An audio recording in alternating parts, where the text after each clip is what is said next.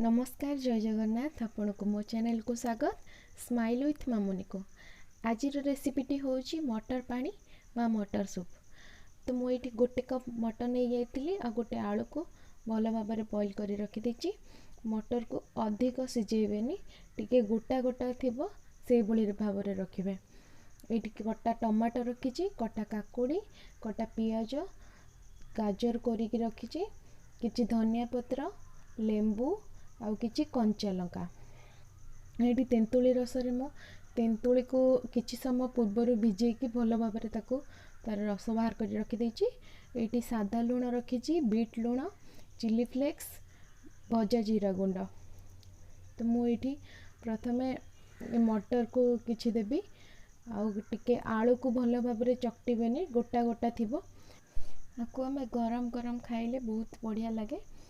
तो जहाँ जहाँ एबे मु मटर दे देछि, तो तापर जहाँ जहाँ सब किछि रखिदेली ताको एथिरे ऐड करके ताको भल भाव में आम मिसई देबा।